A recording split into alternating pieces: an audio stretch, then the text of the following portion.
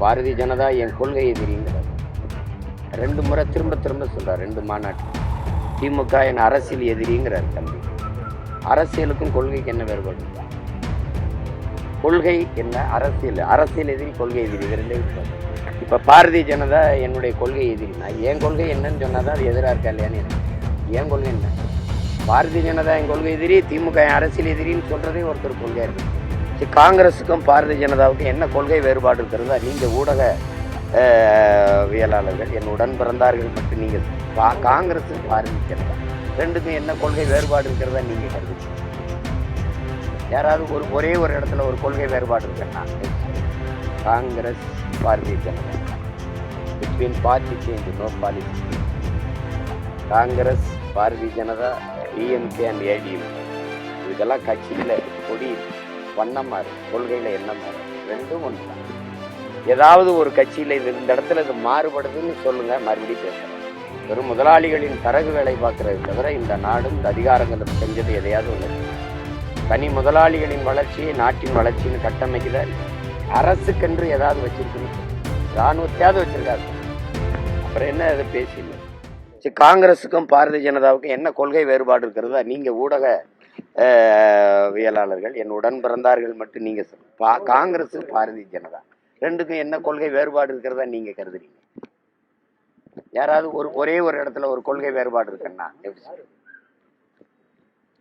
ஒன்னை என் உடன் பிறந்தார்கள் எல்லாரும் தெரிஞ்சுக்கணும். Congress Bharatiya Janata, between party change, no policy change.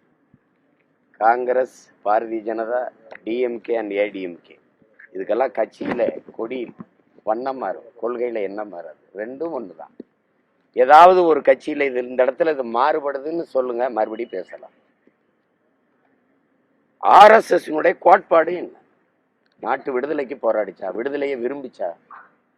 இந்த நாடு அடிமைப்பட்டு கிடக்கும்போது, இந்திய பெருநிலம் நானும் நீங்களும் இருக்கும்போது விடுதலைக்கே இது முன் வச்ச போராட்டம் பதில் இருக்கா? அப்புறம்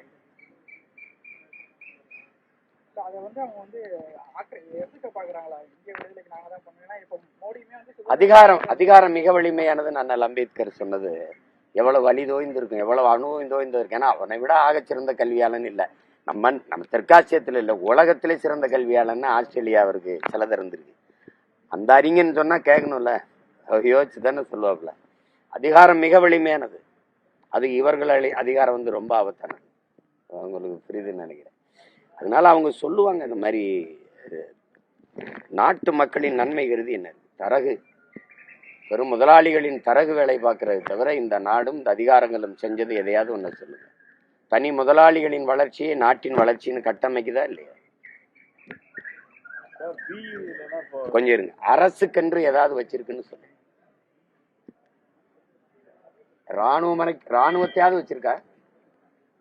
இராணுவத்தையாவது வச்சிருக்கா சொல்லுங்க. அப்புறம் என்ன அதை பேசினது?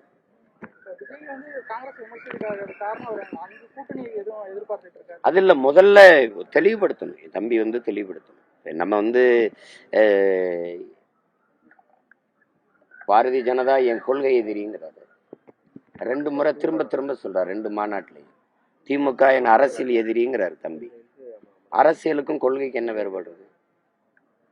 கொள்கை என்ன, அரசியல். அரசியல் எதிரி, கொள்கை எதிரி, இது ரெண்டே எப்படி பாக்குறீங்க? இப்ப பாரதிய ஜனதா என்னுடைய கொள்கை எதிரினா என் கொள்கை என்னன்னு சொன்னாதான் அது எதிராக இருக்கா இல்லையான்னு எனக்கு தெரியும். என் கொள்கை என்ன? பாரதிய ஜனதா என் கொள்கை எதிரி, திமுக என் அரசியல் எதிரின்னு சொல்றதே ஒருத்தர் கொள்கையா இருக்க முடியாது.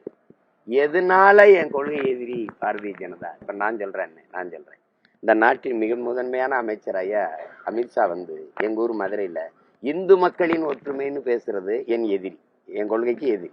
இந்திய மக்களின் ஒற்றுமைன்னு ஒரு பேசிருக்கேன். விளங்குதான் நான் சொல்றது புரியுதுன்னு நினைக்கிறேன். ஒவ்வொரு இடத்துலயும் நீங்க இப்ப எப்படி யோசிச்சு பாத்தீங்கன்னா நீங்க இது மாதிரி மணிக்கணக்கா பல 100 உதாரணங்களை நம்ம சொல்ல முடியும். ஏன் அது என் கொள்கை எதிரி? எப்படி அது கோயிலை விட்டு வராது, என் குடிசைக்கு வராது. அது வணங்குகிற சாமி கிட்ட நிற்கும், நான் வாழுகிற பூமி கிட்ட நிற்பேன். அது சாமியை காப்பாற்ற போராடும், நான் பூமியை காப்பாற்ற போராடுவேன். இவங்க எல்லாரும் சந்திர மண்டலத்துல காத்து இருக்கா, தண்ணி இருக்கான்னு பார்ப்பாங்க. இங்க வாங்கங்க, வாழுகிற பூமியில இருக்கிற தண்ணியும் காத்தையும் காப்பாற்றுவோங்கிற. நாங்க முரண்பாடு தெரியுதா? அதான் இங்கே இருக்கிற சிக்கல்.